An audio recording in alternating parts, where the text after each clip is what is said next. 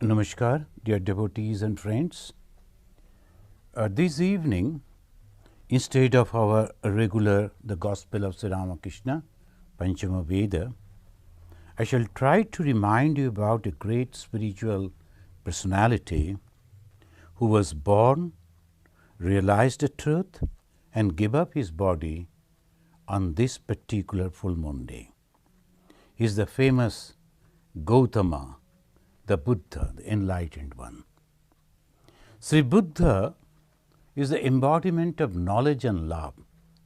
This is the unique feature that we find nearly 600 years before the Jesus Christ. He was born in India. So he was from the Shakya clan, and the Kapilavastu was that kingdom, and king was the Suddhodana. Kingdom was Kapilavastu. It's near, now at present it is Nepal. So this we can say the Kapilavastu, the small kingdom, but the Suddhodana, the name, will indicate the purpose. He was Shuddha, he was pure. And Dhana, we can say the wealth, the purity was his wealth, the Suddhodana. And this Suddhodana's queen was Maya Devi. And we can understand, after a long prayer, they got a child, and that was his name, the Maya Devi's son, and he was Gautama. This Gautama, and his name was Siddhartha. The Siddha, he became, we can think in this way, the name of the boy was Siddhartha. But the Siddhartha, he is the son of a Maya, and the Maya Devi, after the birth of the child, I think 7 or 8 days after, she passed away, and her son became Siddha, the enlightened one. So the first is the Suddhodana, the purity, and then through the Maya, the Siddha is coming. So that way also sometimes some people, they say about the Gautama. And his another mother, the foster mother, was Gautami. So sometimes people, they say he got the name Gautama because of his foster mother. The Gautami and the Siddhartha's mother, Maya Devi, they were sisters. And they were the daughters of the king of Kalingyans. Now, even today, if you have noticed that the kings, when they marry, even in Europe and in Asian countries, when they marry someone, they marry all the girls of the same family. When the Ramachandra went to marry the mother Sita, his brothers married all the sisters of that family. Why? It may be that if the king is marrying a daughter of a family, and some ordinary person is marrying another daughter of the same family, they will be equal. Maybe because of that. This tradition, same tradition is still there, and this is where the two daughters of the king of Kalingyans were married to the Suddhodana, and one was Maya Devi, another was Gautami. Maya Devi's son, the Siddhartha, but the Gautami actually took care of him. So the custom in the Hindu family, when a newborn is there, immediately they will call the astrologers to find what he is going to be in future. The astrology is a very beautiful science, we can say. There are many doubts there about the astrology, but still we can say about the Buddha, the astrologers, they predicted by calculating the position of the stars and the planets at the right moment of the birth of that particular person. At the same time, maybe many others are taking birth, but at the particular place, that is also very much important, and the calculation. So they calculated, and then they said, this person, this jataka, as they say, the newborn, is going to be a great person. And either, and or they said, either the first thing, either he will be an emperor of a huge kingdom, or he will be a great spiritual teacher. So like any father, Suddhodana naturally preferred for the first one. And Suddhodana thought, if the son is not coming in contact with the ordinary life, so obviously he will not know what is this life. So a protected childhood, we can say, the Siddhartha was growing up. Everything good, all full of happiness. The king's life, the prince and princess' life, so very comfortable life he was leading. Then slowly, slowly he became a very good archer, and all the other qualities developed. But he had a great compassion by birth. So that most of us, we know about his life, that he was growing up. Some say at the age of 23 or so, and in the meantime he was married. He was married to Yashodhara, a beautiful girl, the Siddhartha married, and he was the daughter of Koli. The Koli's daughter he married. It was wonderful, but in the meantime Siddhartha grew up to 24 years. His father thought it is now he is naturally, completely, he is a married person and he has not seen the outside, all these worldly things. Even if you see now, he is exposed to the world, nothing is going to happen to him. Now, he is going to be a great king and he will be conquering other kingdoms, etc., etc. He thought and allowed him to go out. See, this is how the fate, we can say, that start acting. This young prince, he went out and he met, in the 4 days, he met 4 different, we can say, scenes, different the ways his whole life changed. First day he saw an old man. It is natural. In the society, when he was driving, he saw so many different type of people, an old man. And immediately the young prince, the Siddhartha, asked his charioteer, who is this man and why he is walking like that? He is bent and taking the help of a stick and walking, what is it? He said, this is only the old age. Old age, what does it mean? Because Siddhartha was never exposed to all those. So it was completely a new thing for him. Then he explained that this is when a person is born, he is growing up, and slowly, slowly he will reach to a very matured age when his physical power will be less. Then his first question was, am I going to be old like that? Then it surely, if you are growing like that, obviously you will be old.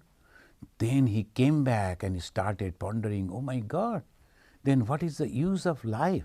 If I become an old man like that and tottering on the stick and no strength in the body, so that is very peculiar body, emaciated body.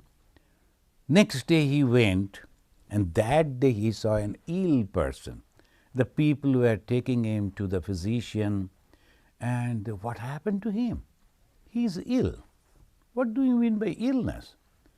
He was never seen an ill person, and he was a very healthy person. So all around everything was normal. So naturally it was completely a new thing for him. He asked the same question, am I going to be ill also someday? It may, God forbid. But oh Prince, any time anything may happen. So that means I won't have any control over this body. The body I am so proud of. And all these things and nothing.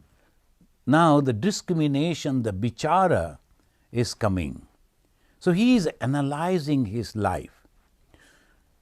third he saw is the death. A man who was dead, they were carried by some people and they were mourning.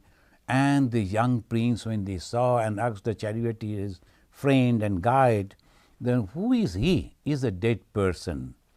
And, O prince, there are 6 changes in this body. Jayate, asti, vardhate, vipariniyamate, vipakshiyate, mriyate. He is going to die. The last, the birth and the death, this completes a circle. Am I going to die, friend? Of course. No one is permanent over here. Everyone will die. So that was a complete new thing for him. And he was going on pondering, so what is the way out? This, my beautiful queen, she is also the Yashodhara, she is also going to die. My son Rahul will also have the same fate. Each and everyone around me whom I love, with whom I like to spend my whole life, now everyone will die. Everything is so transient and I don't have any control over it. Then what is the life for? He was thinking. The 4th day he went out, and that day he met with a monk, a mendicant, fearless but very joyful. So he was attracted to that mendicant. He asked his charioteer, who is that man? It seems he is completely different than others. Sir, he is a monk. He is in search of the truth and he don't have any bondage in this world. So he is searching for the truth. That means he is withdrawing all his senses from the sense objects of this world. He doesn't need anything of this world, neither the name, nor the fame, nor the physical comfort, nothing. And by that way he is thinking that he will get a peace that is eternal. The Siddhartha liked it. And he came back, started pondering. And then one day, he took his very beloved and very favorite horse. And it says, the day this boy was born, that Siddhartha was born, that horse was also born the same day. And the father gifted that horse to the young prince, and they grew up together and they became very close friends. So he took that horse and silently left the hearth and home. It was at the age of 24 years, in the midnight, when everybody was sleeping, he left that palace. So he went for the freedom. He left his beloved son and his wife, and after studying and trying to understand the different teachers, he learned many things from different teachers. They were all Hindu teachers, the yogis. Siddhartha was born in a Hindu family. All ritualistic things were there. So he grew up in that Hindu atmosphere. So obviously he went to a teacher. He was also a Hindu. Obviously everyone around was a Hindu. So he went to a teacher and then he learned from him. He next went to another. But he was not liking those companies, the processes. See, he was an eager person. As the Shankaracharya in his Viveka Chudamani, he is mentioning that it is depending on the adhikari. Adhikari tu ashaste phala siddhi visheshataha upaya deshukaladya santasmin sahakarinaha. Adhikari, the person, the student who wants to learn, who wants to be successful in the spiritual life, it completely depends on him. Other things like the books, the teachers, the environment, all are supporting him, but it all depends on that person. That young Siddhartha, he wanted to be all alone, completely meditative, without being disturbed with anyone. So he left. Then mostly the story goes like that. Then he as because he was practicing austerity, some other mendicants, they got attracted to him. They also came and started their practices around him, the 5 of them. And they were thinking, this man is going to be successful, going to realize the Brahman, the Atman. So let us observe how he is doing it. Before us he will. So he was practicing tremendous austerity. And the moment we speak the word or use the word austerity, we think it is only the physical austerity. So we won't take food, we won't bathe, we won't care. This is the physical body. The Buddha was also doing like that. Then someday he felt, no, it is not the way. Because I cannot control my mind because I am so sick and I am not getting strength in the body. So he started taking little food. Those 5 sitting around, oh, now he has broken his vows, nothing is going to happen to him, so they left him. Now he is a fallen person. Fallen means from his ideology. The Buddha again left, he went, and then he sat under a tree.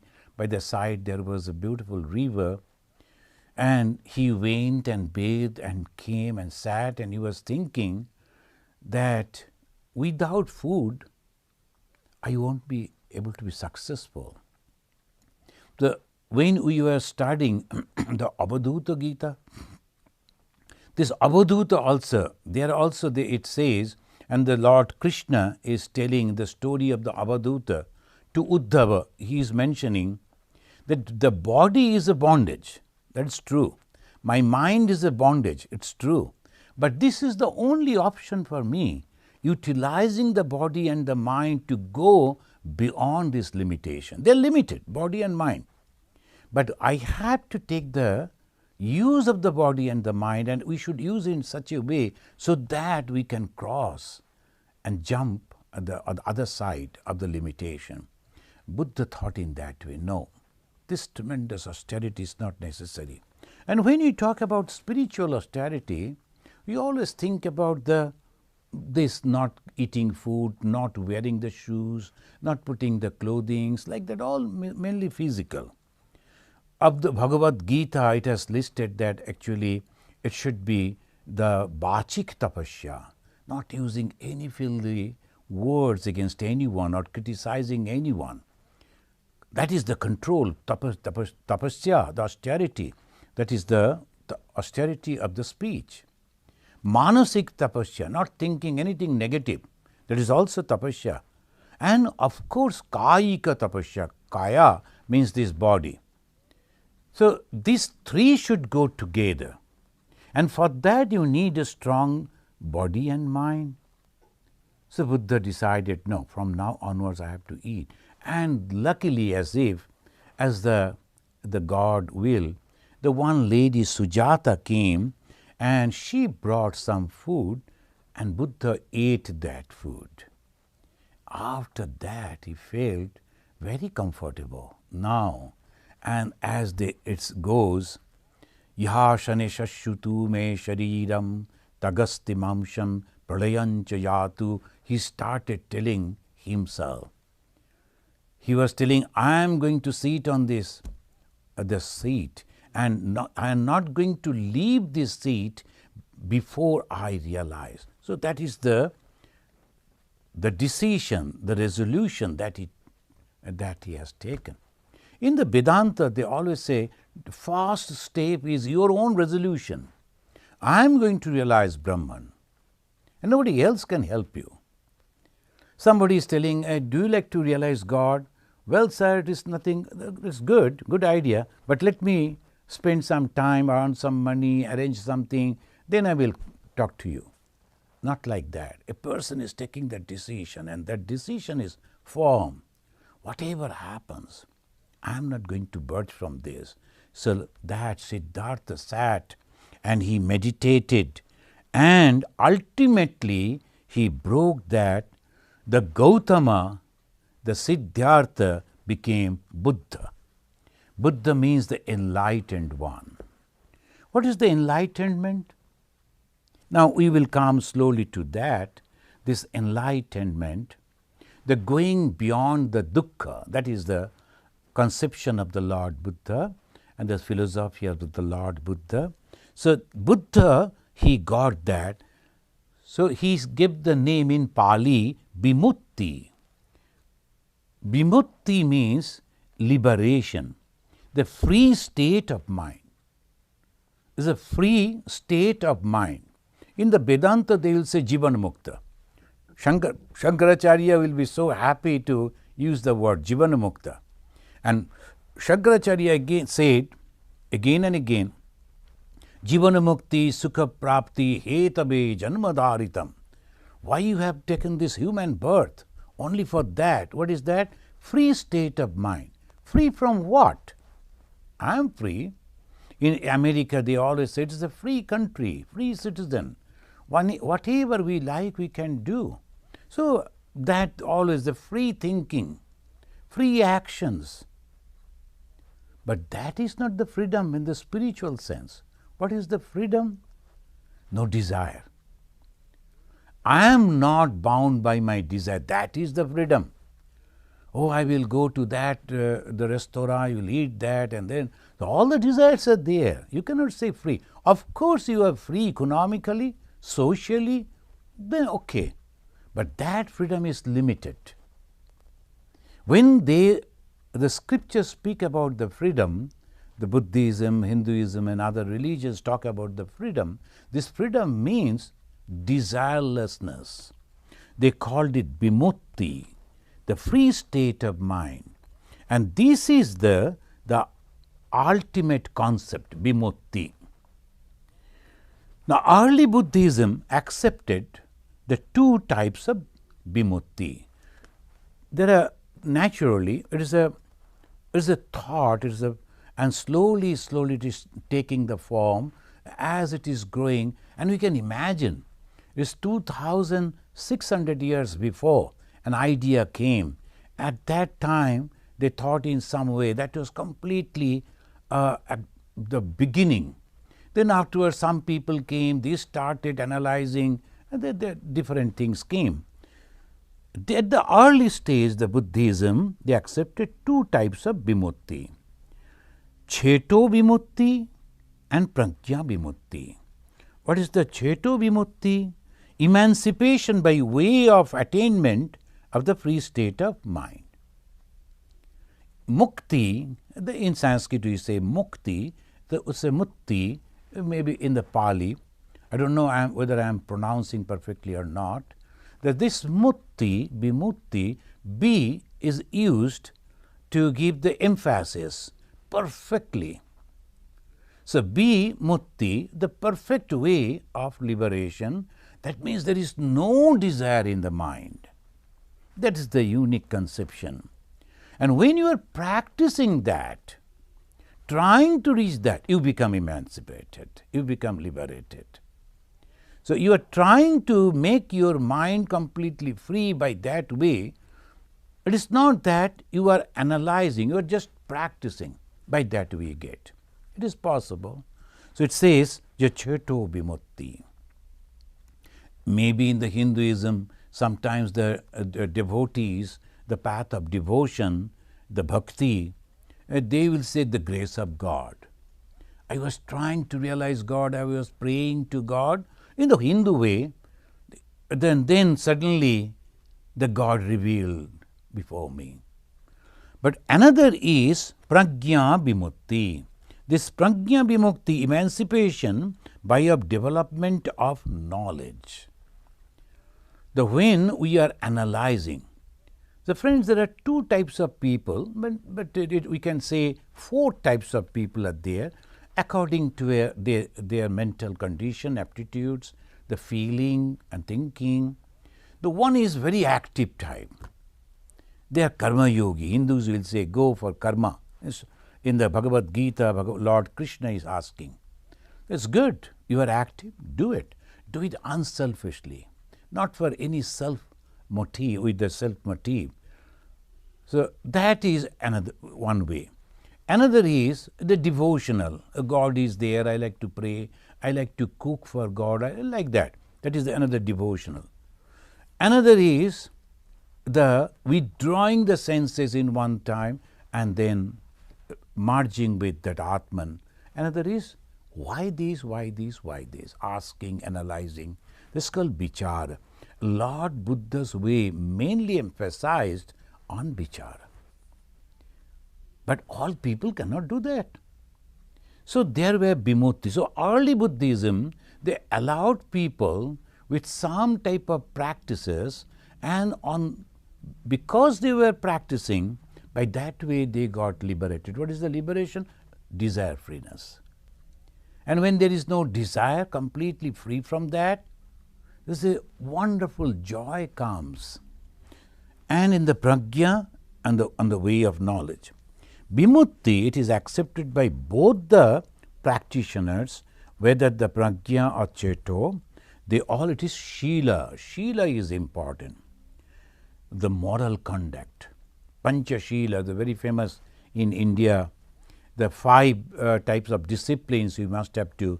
The time came when the India started teaching the world by saying politically, Pancha Shila. That means you should not attack others, like that, like that. Shila means the conduct. Here the Shila means moral conduct. Now, human and animal, what is the difference? Morality. Otherwise, there is no difference. In the Sanskrit verse, they say, ahara nidra bhaya maitunancha samanyametat pashubi naranam. All these things are there present, and the hunger is there, for to sleep, that is also there, the fear is there, present in every. The animals are also having, the human beings are also having. What is the difference? Dharmena hina pasubhi samana. Human being is separate, completely different, unique because of the dharma. What is that dharma? Shila. In the Pali they will say Shila, and this Shila is a moral conduct. As we all know, Buddhism does not believe in God. Of course, here Bhagavan Sri Ramakrishna, when the Swami Vivekananda, he used to study a different type of the philosophies, and he was a very bright student, the Swami Vivekananda. Instead of reading his own subjects, he will be reading all the philosophies. And not only the Indian philosophies, all six systems of Indian philosophy he knew when he was only 18 years. And moreover, he started studying the European philosophy also, the Kant, Hegel and all that. So he was very much the knowledgeable person in that. He came and told his guru, Bhagavan Sri Ramakrishna, Buddha never accepted God. It was something new he was telling. Sri Ramakrishna, his comment, of course, it is accepted that Buddha never talked about God. Buddhism never accepts the God, concept of God. But I don't know. But in unique sentence, Sri Ramakrishna said, that is, what do you say? He never knew God. He never expressed it. Bodhe bodha. Bodhe bodha. He felt it. But to whom he is going to explain about God? God is that love. God is that unselfishness. And look around the people. And in those days, the people. So obviously, no one will understand it. They are all going to God because of the supernatural power. Something miraculous will happen. Who is going for love? So he didn't talk about the God. He said, rather, tell the truth. Help the others and feel comfortable. So he was practical, didn't talk about the God. He was really, really very practical, the Buddha. And we should remember that Swami Vivekananda commented about the Lord Buddha, and he said, the Buddha was the rebel child of Hinduism. Buddha was not a Buddhist. He was the rebel child of Hinduism. Much afterwards, some people came, they developed a philosophy, and then they separated from the Hinduism. Now, they never accept that Hinduism has any connection with Buddhism. But Shankaracharya accepted Buddha as one of the avatars, the ninth avatar. So Buddhism. So here we find that as we know, the Buddhism does not believe in God, they hold to dharma. What is that dharma? Which is the cosmic law and order. Cosmic law and order. This is going to happen. And what is that? If you do bad karma, you are going to suffer, either in this life or next life. So, as the Hinduism, in the Buddhism also is accepting the karma phala theory. And in the karma phala theory, and accepting the result of your action, so you cannot exhaust all your result of action in this very life. So obviously you are carrying that in your next life. So Buddhism also, like the Hinduism, accept incarnation theory. These are the two basic things. Hindus and Buddhas are the same. The incarnation, reincarnation theory, they go on taking birth according to their action, the karma phala. The Buddha also said that the cosmic law, as you sow, so you reap. As the work that you are doing, so the result you will have. Swami Vivekananda, when giving the brahmacharya to the Margaret Noble and gave her the name Nivedita, the dedicated one, he didn't talk about the Hindu gods and goddesses. This is the uniqueness of the Ramakrishna tradition. The Swami Vivekananda blessed the child, sister Nivedita, by saying, go in the path of the one who dedicated 500 times his life for the betterment of the beings. That is Buddha. In the Jatakas, that is also there in the Buddha, the literature, Buddhistic literature, the Jataka is very important. The Lord Buddha could remember all things that happened in the previous birth. And he was a pigeon, he was a lion, he was an elephant. He took birth in that. And he was a prince in one time, and these, and ultimately, after 500 long years, he became Buddha. So the Jataka, the story, some people may accept it, some not. It doesn't matter. But it is truth. But every time, in every birth, in every form, in name and form, this Buddha was always dedicated for the righteousness. Even as a pigeon, even as the lion, he was always righteous. If we read that stories, the eunuch, and that teaches us the one must be very careful about his thought, about his physical action, about his speeches, because you are going to suffer. What is the morality? Why the morality? It is not for the others, it is not for the law of the land, it is for me. If I do bad things, I am going to suffer. The Swami Vivekananda's word, you are the maker of your own destiny. The Buddha also imposed that, and he said cosmic law, and the devotees of Lord Buddha say Buddha's teachings. What is the Buddha's teaching? Now if we come to the philosophy, the basic teaching is so simple. And they said, Chatvari Arya Sattvani, Arya Satya. Arya means truth, the honest. Satya, the truth, honest truth. What is that for? First is dukkha, suffering. Dukkham, dukkham, sarvam dukkham. Suffering is there. The moment you are born, until death, suffering, suffering, suffering.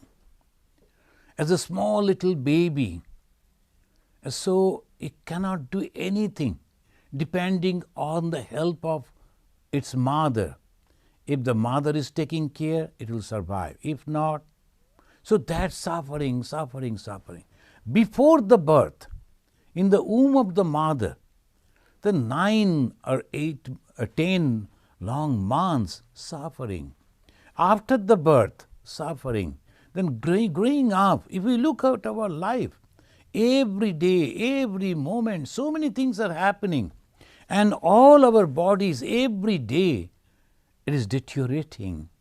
And if we keep and imagine, it is really terrifying. Every day I am going towards death. Suffering. All that is suffering. The dukkha samudaya, the origin of suffering, it is there. It is all the dukkha, it is all the suffering. But the cause of suffering is also there. The Buddha said, you must know the cause of suffering. What is the cause of suffering? Tanha. It says, tanha. Tanha means is the trishna or the desire.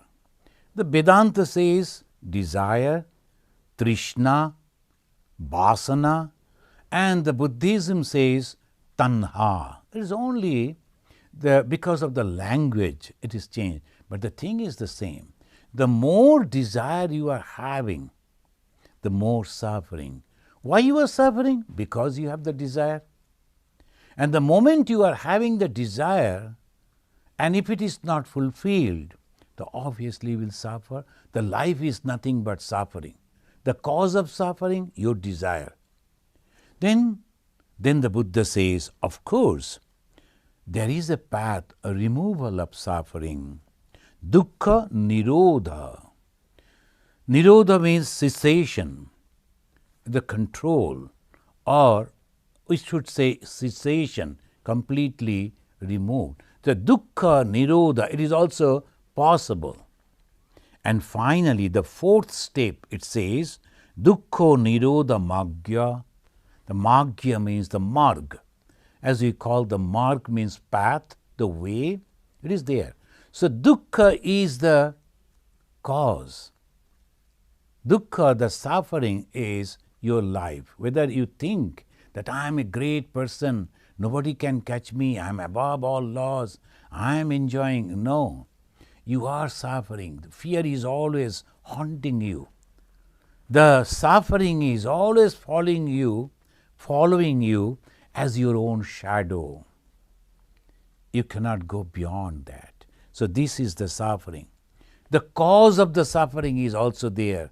You desire, desire and desire. But don't be afraid of it. Ma bhaishta vidwan tabanastapaya. In the Vivek Chudamani Shankaracharya is telling, when the student is coming to him, to the Guru, and he saw the fear all around, the relatives are coming and the family is coming, the society is coming, give, give, give. And the man is completely mad of that. And whomever he loved, they are passing away, dying, going away, not liking. So all these things, when he understood, and he is running towards the Guru. Durvara samsara davak nitaptam dodhu omanam duradrishtavataihi bhitam prapannam paripahi mrittu. Oh my Lord, I see the death all around me. And as if I am in when the forest is in fire, I am in that. I don't see the way out. Except you, O Guru. So he is coming to that. That is real spiritual seeker. He is not finding any joy. Then when I was in Calcutta, one young man came and he told, is it true that the Ramakrishna Mission is having the centers in America? I told, yeah, it is there. Why America or many other countries in the world? No, I am interested in America. Suppose I join in the Ramakrishna Mission, will they send me to America? I told, brother, I cannot say that. You see, I am sitting over here in Calcutta. I don't know where I will go. You better go and talk to the General Secretary Maharaj. If he likes, he can do that. He is the person taking the decision.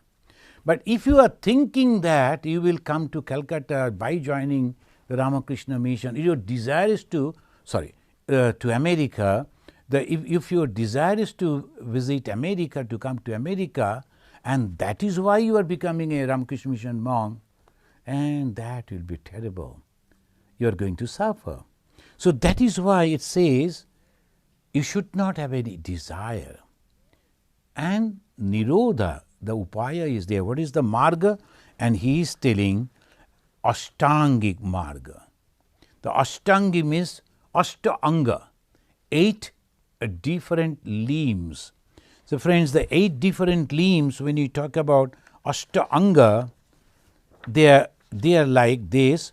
Samyak Drishti. This is very simple. Buddhism actually became very popular.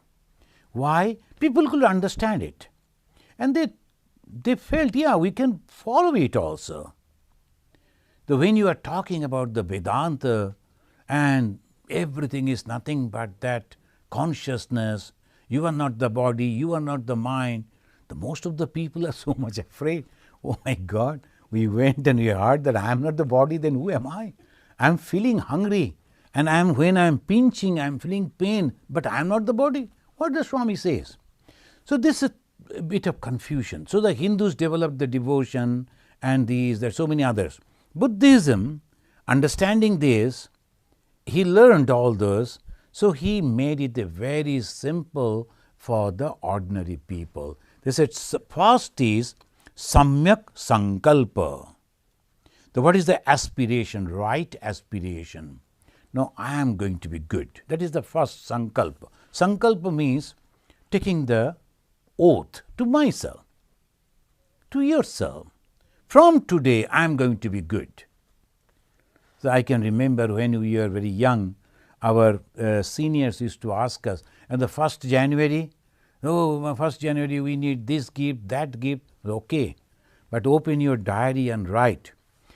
In this new, from this first day and the new year, I am to be more good, attentive to my study. So write. And we used to write but never listened to that or followed that. But that is the first is the Sankalpa. If you don't have the Sankalpa or the resolution, and you need not to go and announce it to the society, to yourself, I am going to be good. If you know, many of you, in the Vedanta also there are 7 steps. The first is the Sankalpa, Sat Sankalpa. The first is the decision. Who is going to take the decision? Myself. I am going to take the decision. And if I cannot, I may go and ask some of them or talk to or discuss about it. But decision is mine. The Samyak Sankalpa, right aspiration. And what is the right aspiration? So I see all around people are suffering. And from my own knowledge also, I have understood everything is nothing but suffering. From today, I must follow the path of Buddha. I must follow the path of the enlightened one. First, Sankalpa, the oath. Second, right views, Samyak Drishti. Drishti means understanding things properly.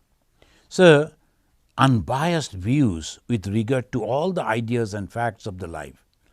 Understanding the doctrine that you are going to accept. So that is Samyak Drishti. See, very clear. When a person is trying to become spiritual, the what for? So many people they come and say, can you teach meditation? The first question I ask, and that's the only question I ask, why? Why you are suddenly, you are driving a car in 80, 90 mile speed, and suddenly if you give the brake, what will happen to that car? So obviously, the life is so fast, you are moving. Now suddenly you decided, oh no, meditation is a beautiful word. Oh, here is a Swami, let me go and, can you teach me meditation? And I will also say, come, see it like this, shall I? So what for? What is the reason that you like to meditate? Now, I like to meditate for my mental peace. Why you are not at peace? What is the problem? Now in office there is the problem, this, that. Well, then slowly we can understand what is the purpose of your meditation. But the spiritual aspirant, a Shishya, he will come and say, sir, I like to control my mind, and removing all other thoughts, I like to put my God over there. Can you please teach me how to control the mind? That is a different purpose. So the purpose, the Samyak Drishti, the views should be very clear why I am going to. I am going to get the spirituality because I have heard many of them that they come after reading Swami Vivekananda's Raja Yoga. Because there in the Raja Yoga, of course it is there in the Patanjali Yoga, that if you can practice this, you can see the light in distance, you can hear the words from the distance, all this, the power, supernatural power, miraculous power, yogic power. So that will be there for that purpose. And if they are not having after 3 months, immediately they will leave and go for some other purpose. Not is that way. So samyak drishti, why I am going to take up this? So first is sankalpa. Well, then you are asking yourself, but why I am going to do this? Second, the third is right speech, telling the truth and avoiding slander, hard speech. So this is called the samyak bhakya. As I was telling in the Bhagavad Gita, Sri Krishna is also telling you have to control your speech. Then sometimes the Hindus, they will say, they will explain, look at the image of goddess Kali. She is biting her tongue. That means controlling the tongue. So we all know bad words, but we should not use it. And if you are using all the time, it becomes a habit in you. That means the bad thoughts are coming. Bhagavan Sri Ramakrishna is very correct when he says, constantly if you are seeing something, listening something, reading something, so obviously your thought will be guided by all those, and that type of behavior and the words will come. So one should be very, very careful. So by these, the beginning of my own control, what I am doing, controlling my mind. I am angry. I like to say some abusive word, but no, I should not do it. So that is the way one should go, the right speech, samyak bhakya. Then, of course, right action. Right action, sat karma. What is sat karma? Any action, any work for the benefit of the others is sat karma. The sat karma doesn't mean only 1 or 2, 3 things, not like that. Sat karma is also the, say one person was planning how to eradicate the poverty. As an economist, he is thinking so many poor people are there, this is the condition of the society, this is the supply of the wealth. So how to utilize this wealth and all that to remove the poverty? Another person taking some food and distributing to the poor people, but what we will say? The Satkarma will say, look at this great person, he is going and feeding them.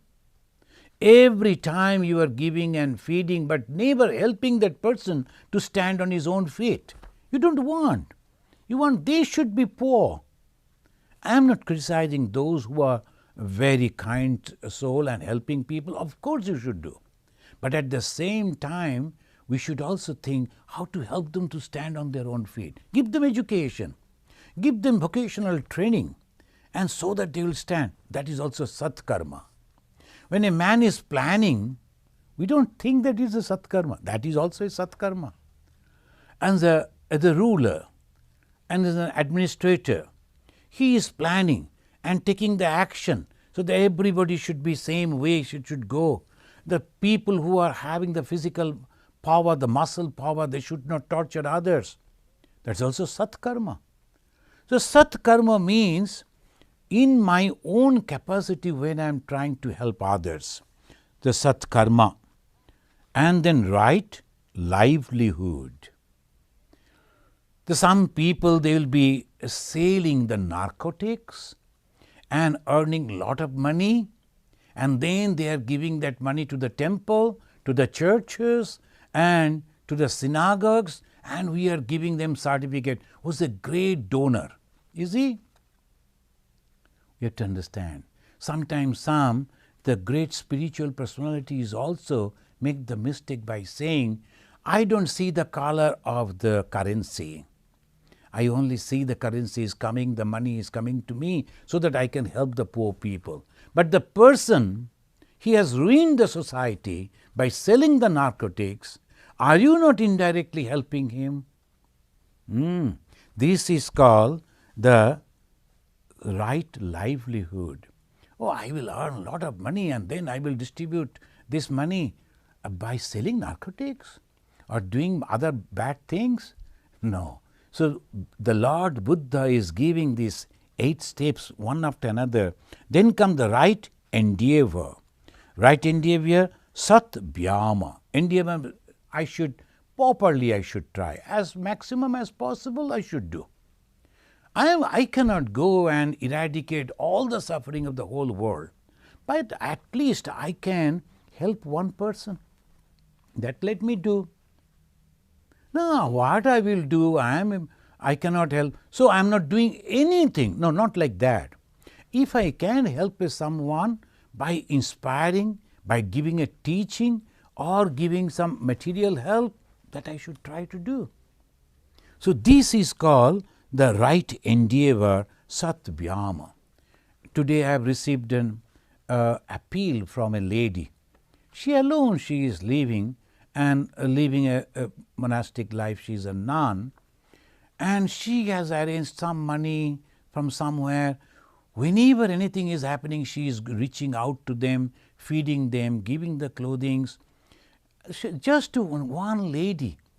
As because she is trying to do, many people are helping her. She has written to me, Swamiji, can you please? She is from Bangladesh. And you know that in Bangladesh, because of this, the tremendous wind that the Yash has passed, the effect is very devastating. So this is called the endeavor, the honest, right endeavor, sat vyama. She is not going to run for any office, not asking people to vote for her or anything, just out of love, out of compassion, out of that she is going out to serve. And you know, in Bangladesh it is so difficult. You have to take the country boat to reach over different places. Even then she is doing. Why I am telling this?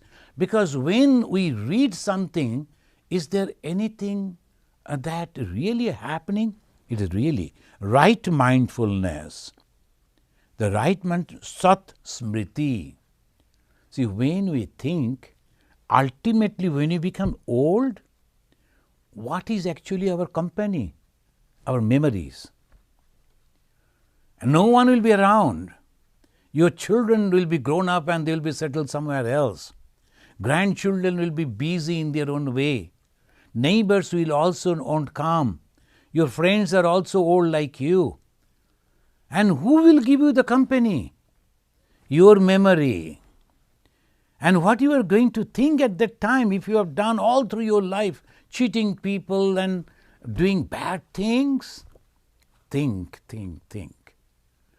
So that's why in the Upanishad it says, Kritagyam smara, kruto smara, kritagyam smara. Oh person, oh man, you have to think of your karma. So good karma, good thought, all those should be there. So when you are closing your eyes and relaxing on the chair, and all good thoughts will come. I did that, he was so kind to me, etc., etc. So Lord Buddha says, prepare for that, sat smriti, right mindfulness and right concentration, samyak samadhi. You have to control your mind. This is the way it goes. Then afterwards, I should be little hurrying because time is short. That here, as the Lord Buddha, we all know that after the Lord Buddha, many different scholars came and they explained about. So they said the main important thing in the Lord Buddha's, that is Tri Satya. So first is Ashtangik Marga and then Tri Ratna. What is this Tri Ratna? Tri means three. Ratna means the jewel. That each and every Buddhist should practice. What is that? The I am dedicated to the blessed Buddha. Buddham Sharanam Gacchami. I am dedicated to the philosophy that he has given to us. Dharmam Saranam Gacchami. And at the same time, I am completely dedicated to the organization, the way he has asked us to live and adjusting with all many people, so many people, that Shangam Sharanam Gacchami. The three things all the time they say and repeat it like a mantra, Buddham Sharanam Gacchami, Dhammam Saranam Gacchami, Shangam Saranam Gacchami. These three promises and constantly suggesting oneself is called Tri Ratna. And they are called Pancha Shilas much afterwards. It is not Lord Buddha said directly, but afterwards they developed, the followers they developed, added with the practices of the Buddhism. That's called Pancha Shila. Pancha means five. Shila means the practices of morality. Not to harm the living things, not to harm anyone, because it is mainly for the monastics. All these teachings, they are mainly they composed for the monastics. In a Ramakrishna mission, and Swami Vivekananda gave for the monastics some rules and regulations. That is not applicable for the lay devotees. They are the followers of the philosophies of the Ramakrishna. They are also worshipping, but these things are not for them. So naturally, two different things are there. One, those who have already dedicated their life, they are monastics. They don't have any other bondages or responsibilities. For them, it's a no, not to harm anyone, not to take what has not been given. That is the chaurya. If you are taking something without telling, or someone is giving to me, that is not good. A ban on misconduct involving the senses, the sexual misconduct, one should not. Abstinence from the false speech, that is very, very important. The first one applicable for the monastics and all others for each and everyone. A ban on the use of drugs. Then the Buddhist monks, for them it is said, they should not live in luxury, they should not keep the wealth, or they should not go for any comfort, anything that is there. Now friends, we all know that as in the Buddhism they always say, Tripitaka, what is the, when they call that, what is the religious book of the Buddhism, they say Tripitaka. As the Hindu will say Veda, Christian will say Bible. So like that the Tripitaka. What is the Tripitaka? Pitaka means the basket. After the death of the Buddha, they had the three major meetings. Almost we can say 50, 60, 80 years after, there was a meeting when the Buddha's very close devotee Ananda and other two were there. So the young Swamis, the monks, the monastics, they told, please tell us what you remember. Otherwise we are going to lose all the teachings of the Buddha. So they started telling this Tripitaka, and that was named Vinaya Pitaka. So when it was, they were telling consisting of 200 rules of conduct and the discipline applicable to the monastic life. That the Buddha, when he was forming the organization, he gave it to his monastic. You should behave like this, you should do like that. So that 200 was there. And that Vinayaka Pita. So one remembered that as maximum as possible. And someone was noting it. And maybe they were engraving on the what's called the either the wood or the stone, and they were keeping it in the basket. The one basket full of that is called one basket, two basket, three basket, so three Pitaka.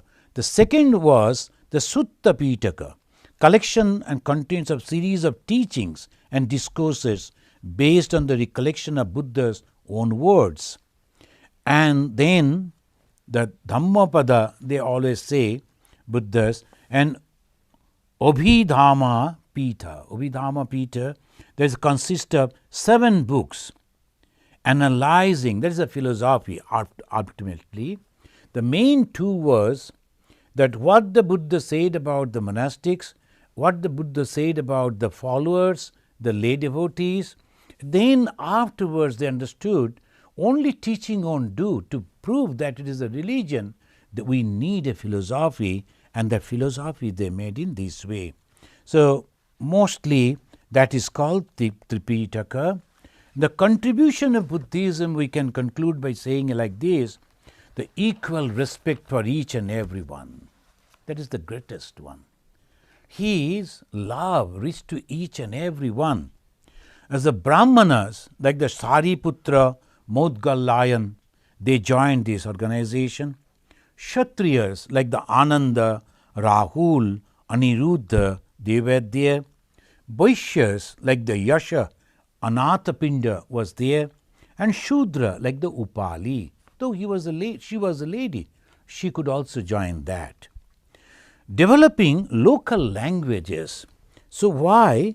Because the Sanskrit was the lingua franca of that time for the educated people, the Aryans. But the Buddha used the Magadhi, Prakrita and Pali.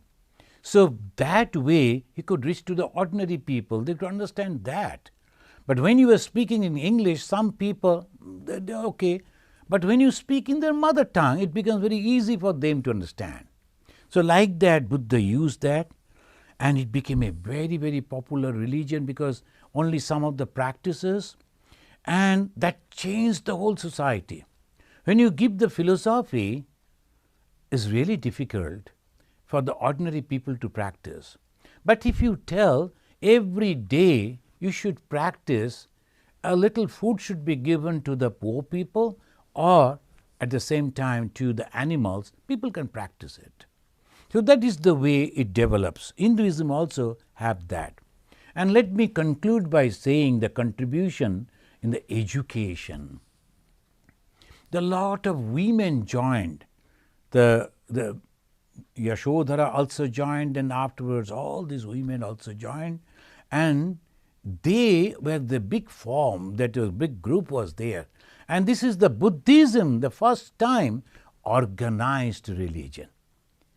Previously this was the Hinduism, it was not that way organized. Buddhism they did. And the Shangha Shakti, when you are united, pursuing one ideology, you become very powerful. And one person practicing something after his or her death, then the whole idea goes away, it breaks. But when the organization with the philosophy continuously pursuing, it can continue. And let me tell that, mentioning the two great universities, and that is the pride of India, and one is it was in Gandhar. The Gandhar, it was the Kashmir Valley and also the plains of Sindh. The whole thing was known as the Gandhar. And you all know the famous Gandhari. In the Mahabharata, she came from that Gandhar. And the capital of the Gandhar was Takshashila. And Takshashila was a very famous university. Friends, I just read in somewhere that the Jivaka, the physician of the Bimbisar, who also treated Lord Buddha, but the Buddha was suffering some stomach pain. He was a very strong person. Even then, this Jivaka treated Lord Buddha. They were all at the same contemporary. Panini, the grammarian, and also the Chanakya, Kautilya, the economist. The three of them, they were the students of Takshashila University. And we also know the Nalanda, that was very close to our present Bihar. That is, Huan Sang gave all the descriptions. I should let us say that we offer our respectful pranam to this great personality, Lord Buddha, who the last 2,600 years is ruling the minds of the millions of people. That they predicted that he is going to be the emperor, the ruler. He is truly the emperor of minds of millions of people. Thank you. Om Shanti, Shanti, Shanti. Harihi Om.